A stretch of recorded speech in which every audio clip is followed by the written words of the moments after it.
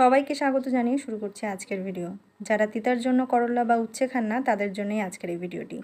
খুব সহজভাবে দেখিয়েছি, তাহলে চলুন বেশি কথা না বলে চলে যাচ্ছি মূল রান্নায়। প্রথমে আমি এখানে উচ্ছে নিয়ে নিয়েছি এবং সেটাকে কুচি কুচি করে কেটে নিয়েছি, ভিতরে যে বিচি ছিল সেটা ফেলে দিয়েছি। আর দিয়ে দিচ্ছি এখানে প্রায় 1 চা চামচ পরিমাণ লবণ।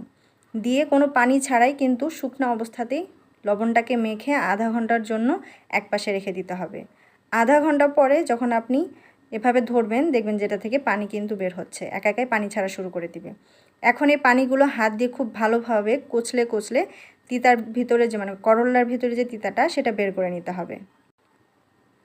দেখবেন যে কিছুক্ষণ পরে কিন্তু অনেকগুলো তিতা এখান থেকে বের হবে, সবুজ পানি বের হবে, এটাই হলো তিতা। এই পানিটা এখন ফেলে দিতে হবে, ফেলে দিয়ে তারপর 2 বার পানি দিয়ে ধুয়ে পানি খুব সুন্দরভাবে ঝরিয়ে নিতে হবে। এখন যে পাত্রে ভাজি করব সেই পাত্রে দিয়ে দিলাম সরিষার তেল, আপনারা সয়াবিন তেল দিয়েও করতে পারেন। আমি একটু স্বাদ আনার জন্য এখানে চিংড়ি মাছটা দিলাম, এটা একদমই অপশনাল, দিতে হবে এমন কোনো কথা নেই। চিংড়ি মাছ ছাড়া করলেও কিন্তু এটা খুবই টেস্ট হয় খেতে এবং তিতা লাগে না। তো চিংড়ি মাছটা যখন হালকা ভাজা হয়ে যাবে তার মধ্যে আমি দিয়ে দিব সেই যে করলাটা ধুয়ে রেখেছিলাম, সেই উচ্ছে বা করলা যেটাই বলেন সেটা ধুয়ে রাখাটা দিয়ে দিলাম। এরপর দিয়ে দিলাম পেঁয়াজ এবং রসুন কুচি আর কাঁচামরিচ।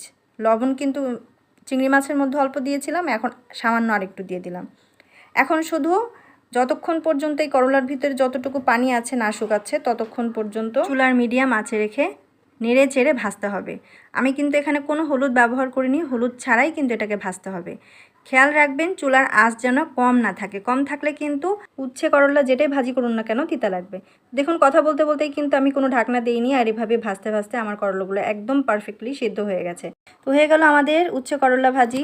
তো আশা করি আজকের ভিডিওটা আপনাদের ভালো লেগেছে। ভালো লাগলে লাইক শেয়ার দিতে ভুলবেন না। যারা এখনও ফলো করেননি অবশ্যই ফলো দিবেন। যারা ইউটিউব থেকে দেখছেন চ্যানেলটি সাবস্ক্রাইব করেননি প্লিজ সাবস্ক্রাইব করবেন আর আমার পাশে থাকবেন। আর আপনাদের ভালো লাগা মন্দ লাগা যা কিছুই হোক না কেন কমেন্টে জানাবেন। দেখা হচ্ছে পরবর্তী ভিডিওতে। সেই পর্যন্ত সবাই খুব খুব খুব বেশি ভালো থাকবেন।